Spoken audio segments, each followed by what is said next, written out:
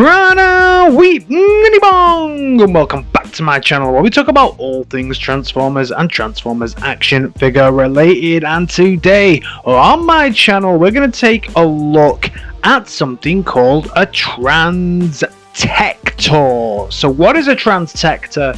How does it differ from a Transformer? All will be revealed in the coming minutes.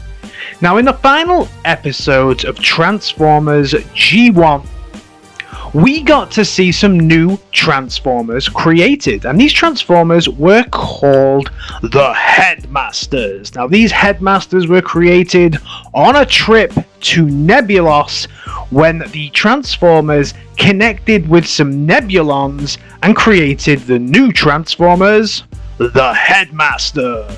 And all it will cost you is your heads. So Nebulons joined with the Autobots and Decepticons, and also Spike became Arcees' head. And the way that this worked was when they were in their bot mode, they were combined, and in the alt mode, the Transformers themselves kept their personalities by downloading their memories into their auxiliary memory circuits kept in their chest, and the head turned into the little exosuits, and then they were able to fight separately from the Transformers themselves. In the Japanese continuity though, they wanted to do something a little different. They wanted to have, number one, the best theme tune ever in Transformers. Fight me if you think any different for that.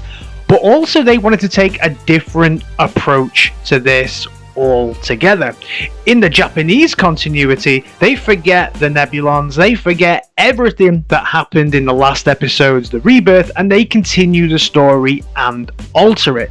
Now, what happens here is that the heads are all actually from the planet Master. So years and years ago, while the Cybertronian wars were raging, lots of Transformers left Cybertron. This team left under the leadership of Fortress. Now, Fortress, you and I might know as Fortress Maximus. After leaving, they found the planet Master. Now, the planet Master was a fantastic planet, but was full of dangers that they had not encountered before, and all of these bots were smaller than your usual Transformer. So they put their bodies through rigorous training to create a new transformation for themselves that would turn them into the heads of a newly designed Transtector, which was the body that they would then unite with to become a headmaster. So this is why you have things like, we would call this Scorponok. However, in the Japanese continuity, what you're looking at here is not Scorponok. Actually, this is Scorponok. So the head of Scorponok is called Scorponok, but then Scorponok unites with his Transtector, and his Transtector is called Zara. A bit of a switch around, obviously, from the G1 continuity. So then we also have the Autobots, and within the Autobots, the head is called Highbrow, but then the body, the Transtector, has no other name.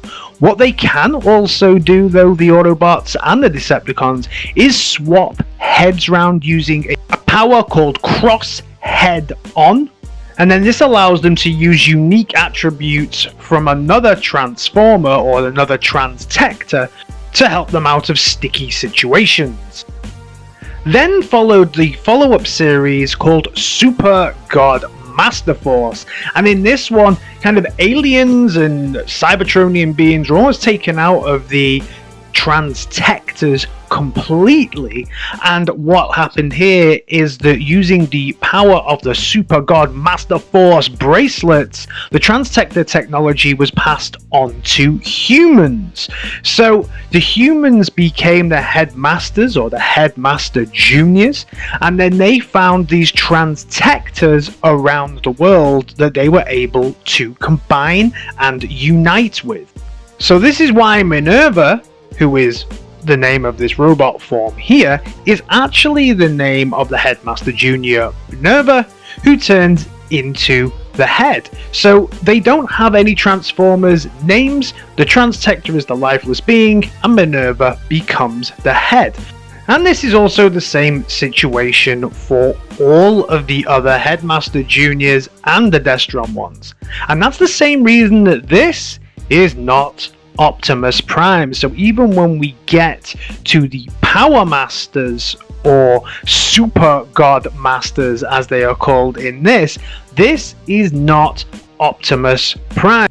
This is Jinrai. So Jinrai is the person who turns into and combines with the Transtector that looks like Optimus Prime, but then actually unites to become Jinrai, or Super God Jinrai, or whichever form it is. So in this, it's always the name of the person. There are, however, exceptions to this rule. So the exceptions to these rules would be Transtectors like Overlord, where Giga and Mega combine and unite with the Transtector Overlord to become Overlord. So Overlord doesn't take their names, similar to the way that Zarak didn't take Scorponok's name. Spoiler alert for the end of Super God Masterforce, though, by the end they do become Transformers and all get their own kind of lives and brains and become full-on sentient beings by the end of it. If you want to collect these figures, then probably the best figures around at the moment that I've seen of this work that Fans Hobby are doing around these. You can find reviews for all of these figures currently on my channel, certainly for their version of Power Master Optimus Prime or Jinrai, and Minerva as well, aka Athena, for them. They are great looking figures. I have my challenges with the way these transform and hold together, but they are definitely the best versions that I can find of these characters on the market. So all in all, the Transtector is basically a lifeless transforming mecha that needs a counterpart to make it work. This has kind of been forgotten about now within Transformers media, although you do see some things crop up now and then. I personally think this was Japan wanted to take it more basically down to its Diaclone roots potentially, but I'm quite glad that we aren't going down this route anymore. Let me know your thoughts on this down in the comments. Do you like the idea of Transtectors? Do you wish they would bring them back? And I will see you in my next video. Alright guys, in a bit. Peace!